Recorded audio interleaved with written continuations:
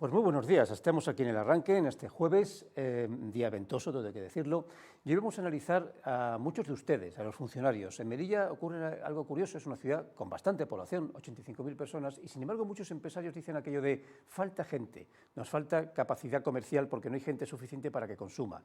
La trampa de Melilla, en cierto modo, es que de esos 85.000 personas o ciudadanos, casi la cuarta parte pues, son estudiantes, los cuales dependen obviamente del consumo de sus padres, tíos, familiares, etc. Y aunque el paro ha descendido y está un poco así como consentido y estabilizado, no todo el mundo tiene trabajo y no todo el mundo tiene una capacidad económica como la de los funcionarios. Por tanto, es una ciudad que vive de los funcionarios. Es más, incluso quizás viva más porque el plan estratégico incluye una ampliación de los servicios públicos, sobre todo en sanidad, enseñanza, defensa, etc. Toda esta historia lo cuento porque estamos hablando de los futuros sueldos de los funcionarios en un momento de crisis económica internacional donde hay que negociarlo con pies de plomo, sobre todo porque el Gobierno ha soltado una especie de sonda, de esa sonda informativa que suele enfadar mucho, que es aplicar los pactos de rentas. Vamos a hablar de todo esto con el secretario general de Comisiones Obreras en Melilla, don Francisco López, amigo de la televisión, que ya viene aquí al arranque con cierta regularidad. Le pido un minuto. Vamos a hacer un pequeño repaso de lo que ha pasado ayer y de lo que puede pasar hoy, el microinformativo que tenemos todas las mañanas, para recordar pues, lo que pasó ayer. ¿Y a qué me refiero? A las mascarillas o a la falta de estas. Y es que, como sabrán, pues desde ayer ya no es necesario o obligatorio el uso de mascarillas, pero hay que subrayar el uso de estas en los centros escolares, que la mascarilla no es ya obligatoria, pero sí recomendable. Son las directrices de la Dirección Provincial de Educación y Ciencias que ya están trasladando a los colegios e institutos de las familias. Entre las instrucciones recibidas están aconsejar el uso responsable de la mascarilla en espacios cerrados, en las aulas, de carácter colectivo, tanto para trabajadores como para alumnos mayores de 6 años. El uso obligatorio para quienes tengan síntomas compatibles y relajar su utilización en espacios abiertos, los patios, dejando de ser recomendable su uso salvo en el caso de personal vulnerable, tanto en el caso de niños como el de los profesores. En el caso de los estudiantes universitarios, en el campus aquí de Melilla, que depende de Granada, se recomienda seguir llevando mascarillas y atender a una serie de recomendaciones en cuanto a higiene se refiere, para ir controlando la pandemia, que cuidado, que la pandemia continúa, Unas recomendaciones que se mantendrán durante lo que quede del curso escolar, que también, todo hay que decirlo, pues queda relativamente poco. Bien, dejamos este tema y nos vamos a un tema de acuerdo político que ya es difícil, y es que la Asamblea de Melilla aprobó por mayoría absoluta, algo muy raro, el Plan General de Ordenación Urbana. Se trata de una aprobación inicial, por lo que a partir de su publicación en el BOME se abrirá un periodo de exposición para que los ciudadanos puedan consultarlo. Quizás la mayor victoria de este PGO, que todavía no está en desarrollo, ha sido poner de acuerdo a todos los grupos parlamentarios. Este Plan General de Ordenación Urbana será instrumento que permita, por ejemplo, regularizar viviendas ilegales en barrios como La Cañada y Idún, pero también en otras zonas de la ciudad. El consejero aseguraba que la ciudad buscará soluciones habitacionales a todos los afectados que pueda haber. Indicar también que el Gobierno de la ciudad recepcionó ayer las obras de mejora de la accesibilidad y la seguridad del Colegio León Solá, un centro con muchos alumnos en el que está previsto hacer otras inversiones para ir resolviendo deficiencias. El próximo paso, renovar el salón de actos. Y hablando de dineros, los informes del interventor siempre son referencia para todos, y la Asamblea debatía ayer el último informe del control financiero del interventor. El control o el informe se correspondía a los ejercicios del 2018 y 2019. El documento revela irregularidades, según el interventor, en materia de contratación mayor y menor, subvenciones, convenios o gastos de protocolo. El informe hace referencia principalmente a la gestión, eso sí, del gobierno anterior, el de Juan José Imbroda, pero también a actuaciones del Ejecutivo local. Y por último acabamos hablando del puerto, y es que el puerto de Motril ha confirmado este miércoles que más de 18.000 pasajeros han hecho uso de la línea marítima con Melilla, lo cual no es poco teniendo en cuenta la crisis del COVID, de cuya declaración, nos referimos a la línea, como servicio público se cumplió un año el pasado 1 de abril. Según los datos que ha aportado el presidente de la Autoridad Portuaria de Motril, los buques han hecho 149 escalas y han movido 56.387 toneladas de mercancías. Esta ruta ha estado operada por la naviera Balearia tras el concurso convocado por el Ministerio de Transportes a través de la Marina Mercante. Se espera obviamente que a partir de este mes hasta el que viene, me refiero hasta el año que viene, pues estas cifras suban espectacularmente por la normalización de las líneas marítimas entre Marruecos y España. Bueno, de esto hablaremos posiblemente dentro de un año. Vamos a hablar de dinero, de sueldos, porque vamos a ver, el problema que hay aquí es que, como ustedes saben, salimos una y nos metemos en otra. Salimos de aquella famosa crisis del 2008 al 2012, que fue brutal, empezábamos a salir de esta y nos llegó el COVID. Y después del COVID, cuando empezamos a salir un poco, a estabilizar la situación económica, nos llega, pues, situación internacional, la crisis la guerra en el norte de Europa, que conlleva una serie de aumentos de precios, otras cosas porque ya el gas subía, la luz, la gasolina, y hablamos de inflaciones del 9%, no se veía casi hace 40 años. Empresarios y sindicatos están de acuerdo en que no se puede subir el sueldo al 9% o un 10% porque reventaría todo el sistema privado. Por eso están acordando un pacto de rentas, que están negociándolo, aplicando lo que llaman la inflación subyacente. Para, de esta manera, y hablo del sistema privado, o sea, no de los funcionarios, pues por ejemplo, hablar de subidas de un 3,5% en un primer año, de un 2,5% un segundo, de un 2% un tercer año. Y en eso se está. ¿Dónde está el problema? Si es que es un problema. Que la Administración Nacional, el Gobierno, ha soltado una especie de sonda informativa, de eso que hacen los gobiernos, para ver si esto se puede aplicar en la futura subida de los funcionarios. Y en esto que los sindicatos dicen que no es. Bueno, le dejo así como, más que preguntarle, le expongo el tema. Entiendo que no están de acuerdo, obviamente. Ya están negociando el tema con las empresas privadas y ya hay más bien una línea de desacuerdo. Yo creo que al final lo acordarán, porque después de la reforma laboral hay como un ambiente un poco más de entendimiento. Pero claro, aplicar esto, el pacto de rentas, al público, veo que no. Hay un grave problema, que hay que hacer historia del empleado público. Cogiéndote el hilo al principio que ha hecho de nuestra ciudad, es importante el poder adquisitivo que pueda tener los trabajadores en Melilla. Y si nosotros, ahora mismo, porque ha bajado, pero estamos en un 47% de la población activa de la ciudad, lo que son los empleados públicos. Si hay una pérdida de poder adquisitivo, hay menos dinero moviéndose para invertir, comprar o hacer cualquier cuestión. ¿Qué es lo que pasa? Si nos vamos a la historia, nosotros desde el año 2010 tuvimos muchos años, más de 7 años, con subida cero. Incluso tuvimos en el 2012 una bajada del 5% de los salarios, que no se ha recuperado ni se ha puesto encima. Es decir, la media que tenemos de pérdida de poder adquisitivo desde el 2010 al 2020 ronda el 17% de esa pérdida. Hombre, somos conscientes de que no llegar a esa cuestión, como pasa en otros sectores, como puede pasar aquí en el comercio, que lleva un convenio muy antiguo sin negociar y estaría más o menos por ese poder adquisitivo. Lo que no se puede hacer es hacer tabla rasa y empezar de cero sin ver el pasado.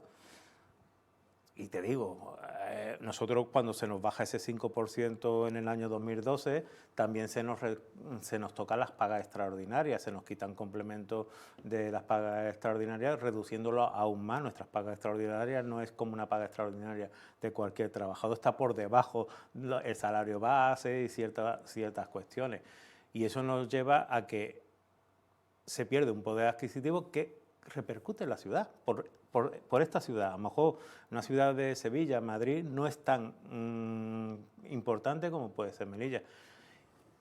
Junto con todo esto, nosotros el irnos a una renta básica, hacer una línea cuando había cuestiones de negociación en la parte privada que nosotros no hemos tenido, porque nosotros hay una cuestión que es que nosotros no tenemos capacidad negociadora para el tema salarial, nosotros vamos por presupuestos generales del Estado. Te hacen una propuesta, si no la aceptas, esta es la propuesta. No tiene otra cuestión, no puedes negociar, decir como qué es lo que está pasando, que tú explicabas antes, el tema de la subida ahora mismo, que si está en un 3,5, que es lo que ofrecen los empresarios, al 9 y pico, que sería el IPC que está subiendo. Pero bueno, pueden negociar. Nosotros no tenemos esa capacidad en esos conceptos de negociación.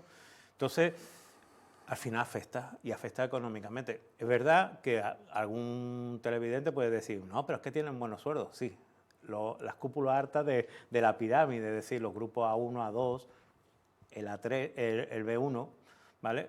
Pero el resto, nosotros hicimos una campaña en el 2007 que era que menos que 1.000, que era pedir un salario base de 1.000 euros. Yo te puedo decir que nosotros tenemos, y ahí está la ley de presupuestos generales, que hay trabajadores que su sueldo base es 700 euros. Luego tienen unos complementos, tienen unas cuestiones, pero son 700 euros. No llega ni a mí. Muy parecido a cualquier empleado privado. Es verdad que luego tenemos unos complementos, una serie de cosas que es más estable, que el Estado es estable para pagar sus nóminas, pero si nosotros pides poder adquisitivo, no va a poder ir a un comercio, a una zapatería, a una tienda a comprar, y más con los precios que están subiendo. Entonces, nosotros, eso de la renta básica para todo, incluidos los empleados públicos, ese concepto sí, pero con antes ver ciertas cuestiones que hemos pasado desde el año 2010 a la fecha, que a lo mejor si a nosotros se nos restablece ciertas cuestiones, como la paga extra, como recuperación de ese 5% que se nos quitó en aquel momento, pues podríamos entrar a valorarlo, pero es que sería una tabla muy, muy cortita. Yo recuerdo que a unos 15 años había cierta mofa sobre el ser la persona que era milurista, 160.000 pesetas de las antiguas pesetas, quiero decir. Cuando eras milurista, había cierta mofa, algo así como, qué pobre es, ¿no? Que es solo milurista. Ahora a mucha gente le gustaría ser milurista. Sí, sí. O sea, hemos perdido en 15 años una capacidad donde la mofa se ha convertido en casi envidia para ser milurista, me refiero incluso a nivel local y a nivel nacional. A nivel nacional, además, las personas además pagan más impuestos. Pero ciertamente dice usted bien en el aspecto de que Melilla siempre se ha basado, y no lo digo en un sentido crítico, me parece bien, y sobre todo incluso se aumenta, se ha basado en su economía en el sector público, en los funcionarios. Si estos les quitas poder adquisitivo, no queda nada, porque los trabajadores de la privada, salvo raras excepciones, cobran menos y con una pérdida de pluses de todo tipo. De hecho, nosotros tenemos ahora mismo una campaña y que se ha conseguido en Baleares, ¿vale? El sector de la Administración General del Estado, de comisiones obreras, está negociando una cosa que ya se ha olvidado, pero que ahí muchas veces, muchos gobiernos, cuando estaba el señor Imbroda, se movía, hablaba del plus de residencia. Nosotros hemos conseguido la subida en Baleares negociando con el gobierno de Baleares. Tienen ronda y han estado visitando los representantes de estos sectores, han estado en Canarias, han estado en Ceuta, van a venir aquí a Melilla a hacerlo para pedir la actualización de ese plus de residencia. Hay que tener en cuenta, y lo hago para eso, nosotros que ahora estamos teniendo algunos problemas también, pero cuando se negocia en la privada, se negocia el 25% más el 8% de plus de bonificación, era compensar lo que el funcionario cobraba en ese momento, que era el 33%. Pero nosotros ya no estamos quedando cortos de ese 33%, está bajando ese tanto por ciento. Y es lo que se está haciendo, es la campaña que ahora estamos haciendo en el tema de Melilla, hablando de otros territorios también que se cobra, de cobrarse. De hecho se dio, y nosotros tenemos un miedo muy importante con el tema Chende. ¿Por qué? Porque cuando se produjo en Canarias, eso hizo que todos los trabajadores públicos de la comunidad autónoma dejaran de cobrar el plus de residencia. ¿Quién los cobra nada más? Los que son de la Administración General del Estado. Entonces nosotros tenemos ahora mismo esa campaña de actualizar esas cuestiones, porque, y te doy un ejemplo, no es para asustarte, ¿vale? Pero vosotros que sois empleados públicos, porque trabajáis en una empresa pública, pues puede pasar que te digan mañana, no, como usted ya no tiene esto, deja de cobrar plus de residencia y te están quitando un 25% de tu nómina. Entonces queremos atar, porque esa legislación del plus de residencia data de los años 80 y no hemos modificado esa cuestión. De hecho, en la ciudad ahora mismo se está produciendo 3 escalafones de trabajadores. Tenemos el empleado público, sí, tenemos el empleado de la privada que tiene esas cuestiones de plus de residencia, plus de bonificación, y con la entrada de muchas franquicias tenemos el empleado que no cobra nada de eso. Entonces, es una lucha que tenemos desde el sindicato. De hecho, yo en el mes de septiembre del año pasado, que salió en prensa, que hiciste eco todo, tuvimos una reunión con el secretario general, con Unai Sordo, donde queríamos defender una cuestión, la tuvimos el secretario general de Ceuta y yo, allí, porque una de las cuestiones que hay en Melilla para los empleados de la privada es que no se paga si en el convenio no se recoge el plus de residencia. Y era, pues, a nivel estatal, como estábamos con la reforma laboral, teníamos información privilegiada de que iba a ser el cambio de la reforma a que los convenios sectoriales fueran los que se aplicaban, pues era recoger en esos convenios sectoriales el plus de residencia. ¿Cuál es el problema que nos estamos encontrando ahora? Que, por ejemplo, salen pliegos de contratación, en este caso de la ciudad autónoma, también hay algunos de la administración, pero sobre todo la ciudad autónoma, que si bien acordamos en su momento que apareciera lo del pago del plus de residencia y el plus de bonificación a esos trabajadores, por no ponértelo, las empresas ofertan si ese plus y no te negocian los convenios a que se recoja. y aunque se recoja, como por ejemplo puede ser el de cuidados de menores, te pone una coletilla siempre que el estamento público quiera pagarlo. Entonces, empezamos a tener esos escalafones, unos escalafones que tendríamos que ver todos los partidos políticos, y nosotros lo hemos hecho la propuesta, se lo hemos hecho a todos los partidos políticos, que era en los presupuestos generales del Estado poner una disposición adicional en ellos, donde aquellas empresas que se beneficien de las cuestiones fiscales de Melilla, el IRPF, tema de seguridad social, pues esté obligada a pagar. Que no, pues que pague y cotice como una empresa en la península, porque es lo que estamos viendo, vienen muchas empresas aquí, se instalan muchas empresas aquí, pero no pagan las obligaciones que tienen que pagar. Entonces, en eso estamos ahora mismo en el Sindicato de Comisiones Obreras. Vamos a seguir hablando del tema económico, tanto en el funcionario como en el privado, pero sí me gustaría hacer una pregunta estratégica, aprovechando su presencia. Vimos el plan estratégico del Estado, porque el de Melilla la ciudad autónoma tiene uno propio, no aprobado todavía. Y el del Estado, bueno, tiene muchas líneas estratégicas, nunca mejor dicho. Una de ellas, la verdad es que las máximas se centraban siempre en una ampliación del esfuerzo y presencia del Estado. Esto es, por ejemplo, la creación de la ciudad universitaria, del cual ya hay un diseño infográfico, ya están los terrenos que son de la ciudad autónoma, eran antiguos de defensa, y hay una especie de presupuesto ya preparado por si eso se pusiera en marcha de casi 80 millones de euros. Estaríamos hablando de cerca del barrio del Real. Creo que es algo necesario para Melilla, pero claro, todas estas líneas se enmarcan en el hecho de contratar, y yo lo veo bien, pues personas públicas. O sea, estamos hablando de profesores para que pusieran en marcha ese campus universitario con los estudiantes pertinentes. Luego ya eso movería dinero porque los estudiantes tienen que dormir en algún sitio, consumir, etcétera, etcétera. Quien te dice educación te habla de aumentar el número de profesores, que siempre es un poco escaso. Quien te dice eso te habla de aumentar el número de sanitarios o el número de fuerzas de seguridad. En fin, aumentar el número de funcionarios locales y nacionales. Entiendo que los sindicatos están a favor de esa situación, ya no solamente desde el punto de vista estratégico económico, sino incluso de casi el político, algo así como que el Estado hace presencia en Melilla.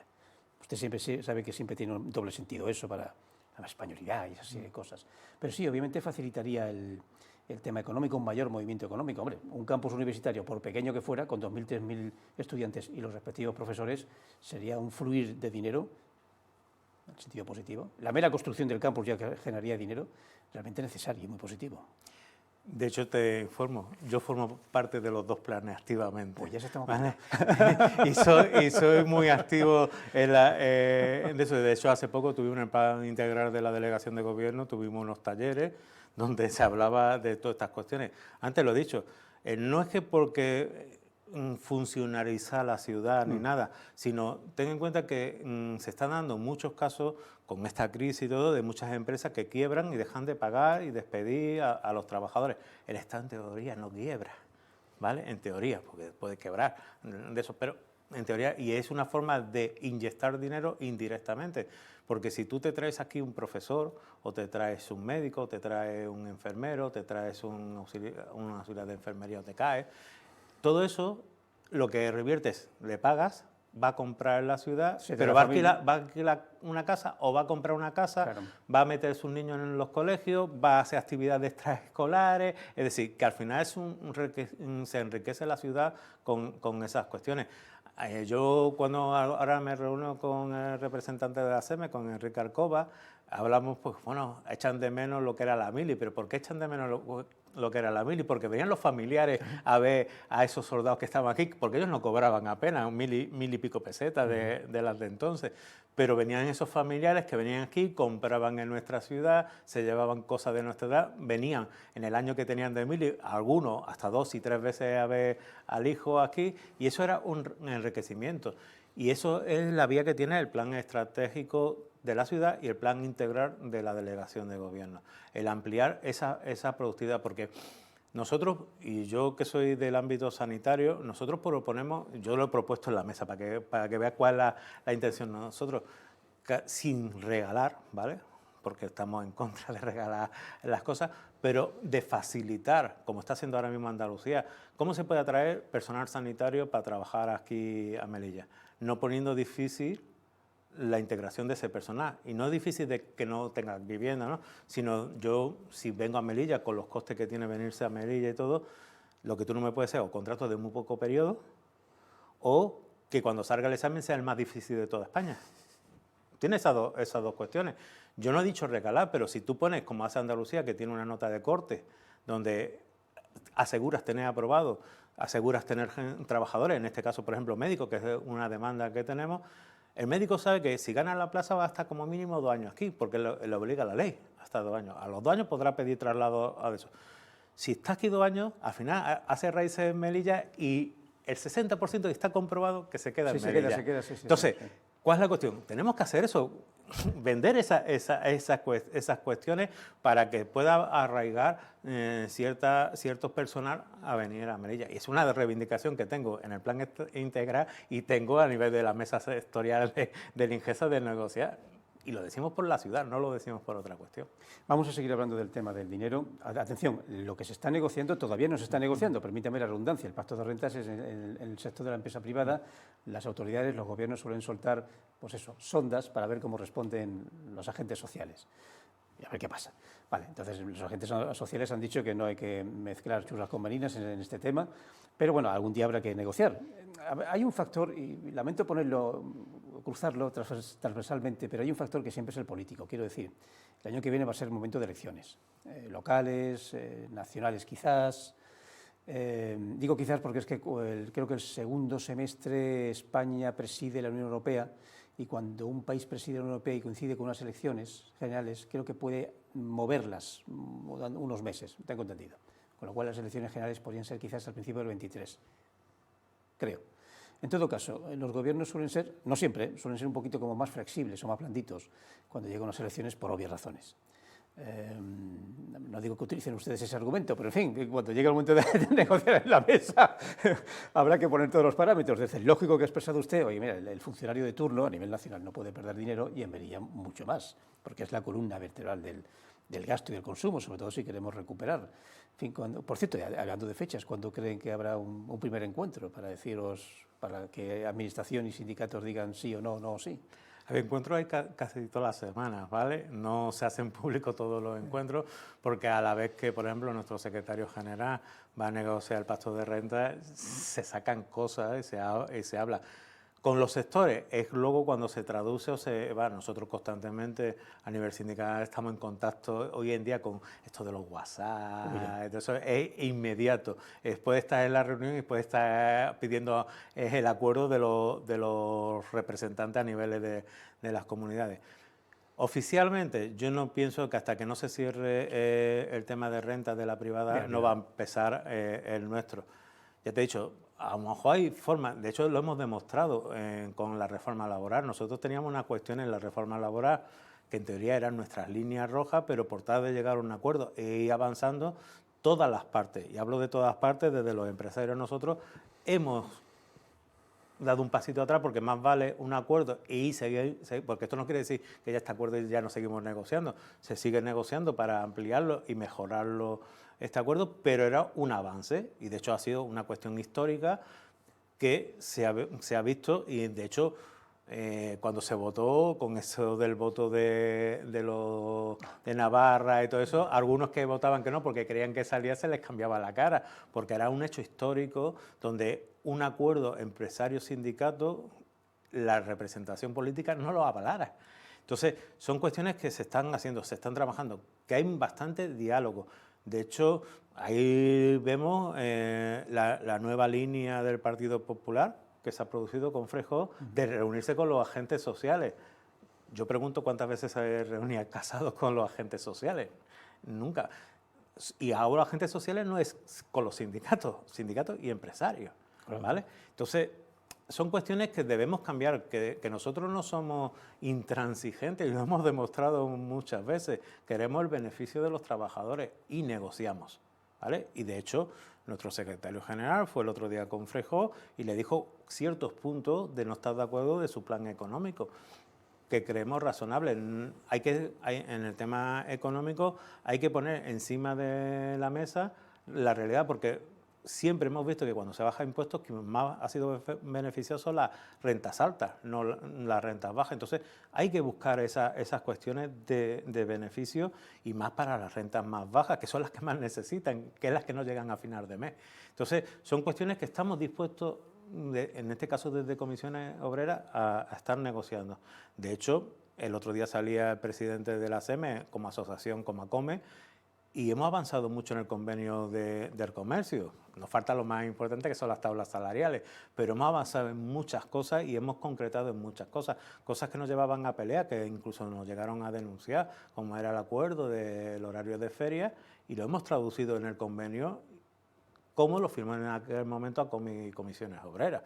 Entonces, son cuestiones que, por una parte, se está haciendo de diálogo sobre estos temas. Y en el tema funcionarial, pues falta eso, falta que se acuerde en el ámbito privado y luego se pueda extrapolar de alguna forma con algunos matices y algunas cuestiones para el empleado público. Sí, yo siempre he dicho, es una opinión personal, que la reforma laboral para mí ha sido un ejemplo, no en sí la reforma, pero sí el acuerdo de la reforma, porque si no que vamos a estar siempre en un nudo gordiano absurdo de no llegar a acuerdo alguno y bueno, puede ser la base para otros acuerdos. No quisiera irme sin repasar un tema que ha comentado usted al principio, que he llegado a comentar, creo que el anterior programa que usted expuso, y no hay sindicalista que no lo ponga, que es el tema de las franquicias. El ciudadano melillense desea franquicias, dan como una especie de sentido cosmopolita, como que nos gusta que estén aquí las grandes firmas, y da trabajo, da puestos de trabajo. Y además da dinero, mueve dinero, pasa a las tiendas, pero ciertamente los trabajadores van o viven o cobran por acuerdos que son nacionales, que se olvidan, pasan completamente de las circunstancias muy singulares de Melilla, como el Plus. Entonces, no hay manera jurídico-legal de, no voy a decir el término obligar, pero sí que dar a entender a las empresas que hay zonas de España, singulares, pequeñas, pero que son necesarios que los trabajadores tengan ese plus, porque llega a ser una ciudad muy cara, aunque curiosamente el producto que venda ese trabajador sea relativamente más barato. Sí, ahí ya forma, y gracias a la reforma laboral que estamos hablando, eso nos ha abierto una puerta, porque cuando se hizo la reforma laboral de 2012, una de las cuestiones era que primaba la negociación colectiva en el ámbito, no en el sector. Es decir, nosotros aquí en Melilla negociamos, en este caso con ACOME, convenio del sector de comercio de Melilla. Como estaba esa reforma laboral, prevalecía el acuerdo que trajera esa franquicia con los trabajadores y no el del sector. De hecho, había una competencia desleal contra los empresarios. Estaban obligados aquí a pagar una cuestión a los trabajadores que la franquicia no. Eso ha cambiado con la reforma laboral. Por eso creo que ha avanzado bastante el convenio del sector de comercio, porque va a ser de aplicación a todos los comercios de Melilla, incluso a las franquicias. Entonces, son cuestiones que nosotros valoramos muchas veces. A lo mejor un trabajador del sector de comercio antiguo de eso dice, oye, es que he perdido esto. No, te lo hemos puesto en otro sitio, pero para beneficiar y que avancen estos sectores para competir. Porque tú ten en cuenta que una franquicia, y todos somos consumidores de franquicia aquí y fuera, tienen dos cuestiones. Ese abaratamiento de los precios, y tiene también la cuestión de que compran a más por mayor. A comprar más por mayor, el producto las quieren a menos precio. Y esa es la competitividad. Pero nosotros, por ejemplo, aquí en Melilla hemos hecho trabajos que a nivel nacional no se habían hecho. Y doy un ejemplo, es con Primor. Hemos conseguido que no jugaran con dos empresas para que no hacerle los contratos indefinidos. Y Melilla, la inspección de trabajo, con una denuncia de la inspección de trabajo, le obliga a dejarlo indefinido y los trabajadores están indefinidos ahí. Entonces, hemos tenido, porque las franquicias tienen eso, tienen también más cuestiones legales para funcionar, y son cuestiones que venimos trabajando y venimos haciendo. Y ya te digo, sí ha cambiado, pero ha cambiado desde hace poquito, desde el mes de febrero-marzo, ¿vale? Nos lleva... Claro, que nos vimos antes estaba recién aprobada la reforma. Sí. Y ahora mismo nosotros, ese día no había convenio del sector de comercio y ahora hemos avanzado mucho en ese convenio. Entonces, son cuestiones que vamos adaptando y mejorando y buscando un beneficio para todos los trabajadores. No puede haber un dependiente de una tienda que pueda ganar el salario mínimo interprofesional más el plus de residencia y tenga otro dependiente en otro que solamente gane el salario mínimo interprofesional. Es decir, está perdiendo un 25% de poder adquisitivo mensualmente. Eso es lo que hay que variar. También hay que variar la temporalidad. Con la reforma laboral se consolida más el empleo. Entonces, eso tenemos una cuestión que con el tema económico es las distintas subidas de salario mínimo interprofesional que hemos tenido. Eso es una subida bastante importante. Se comenzaba con 780 y estamos en 960 ahora mismo. Es decir, que es una subida bastante importante para algunos trabajadores que a lo mejor no tienen convenio colectivo, que tienen eso solo. No quiero irme sin ponerle un poco en un brete por un tema casi administrativo más que laboral, pero va a ser laboral, que es la situación un poco singular que estamos viviendo con Valoriza, en el cual hay un nuevo contrato de limpieza, o a verlo, fuerte, hablamos de 150, 160 millones de euros, a 8 años más 2, y Valoriza dice básicamente que no se va porque la administración local no lo ha avisado con tiempo y hay una especie de puntito en el convenio, con lo cual si no lo avisas con tiempo, pues como que se retoma otra vez el contrato, y la administración local dice que no, que ha sido avisado en tiempo, forma y situación. Se encuentran ustedes muchas veces con estas situaciones tan particulares. Hombre, Valoriza va a lo suyo, pero cuidado, Valoriza lleva la limpieza, y limpieza hace toda la ciudad. Sí, pero yo no voy a apostar por ninguna empresa, porque no es mi misión apostar, pero sí apuesto por el nuevo pliego. Sí. ¿Y por qué apuesto por el nuevo pliego? No es lo mismo